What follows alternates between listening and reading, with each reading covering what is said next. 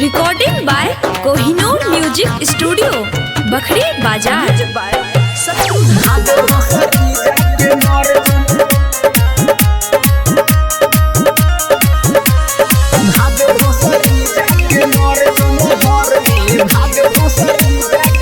हम शीशा नियन दिल तोड़ले ओमे नफरत के बस भक हुरले सुन बस भक हुरले।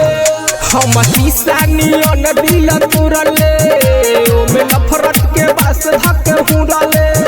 जाके दोसर के साथ हमसे कइले बारे घाट अब करे संगे उड़हर जो भाग भोसर ई जाके मर जो नहर में। भाग भोसर ई जाके मर जो भाग भोसर ई जाके मर जो नहर में। भाग भोसर ई जाके मर जो भाग भोसर ई जाके मर जो नहर में। भाग भोसर ई जाके मर जो भाग भोसर ई जाके मर जो। तोरा बिना जिले फाटल दिलवा सिले ए दुनिया में माल के कमी न बा। रहतानी जागल भइल बानी पागल गम छोड़ला के तोहरा न तमी न बा। तोरा बिना जिले फाटल दिलवा सिले ए दुनिया में माल के कमी न बा। रहतानी जागल भइल बानी पागल गम छोड़ला के तोहरा न तमी न बा तमी न बा।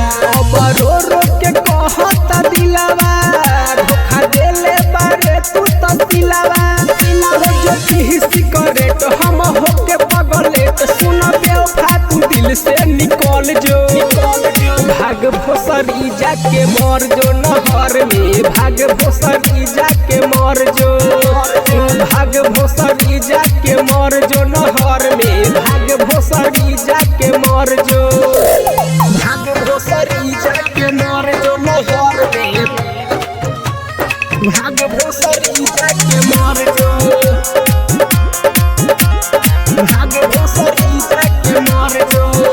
सारा गम भुला देम अजी के देखा देम चाहे दिल सीना से निकाले पड़ी। खाइल तोर कसम रे उ रहे भरम रे करब नहीं माफ तोरा पाप पड़ी। सारा गम भुला देम अजी के देखा देम चाहे दिल सीना से निकाले पड़ी। खाइल तोर कसम रे उ रहे भरम रे करब नहीं माफ तोरा पाप पड़ी पाप पड़ी। तोहर प्यार भइल बा के जहर अब उठता दिलो में लहर। राज बारे खुशहाल ओकर सुनर बारे माल रोज कहे लोग सवा सुधर जो। भाग भोसर ई जाके मर जो नहर में। भाग भोसर ई जाके मर जो भाग भोसर ई जाके मर जो नहर में। भाग भोसर ई जाके मर जो। Recording by Kohinoor music studio Bakhri बाजार।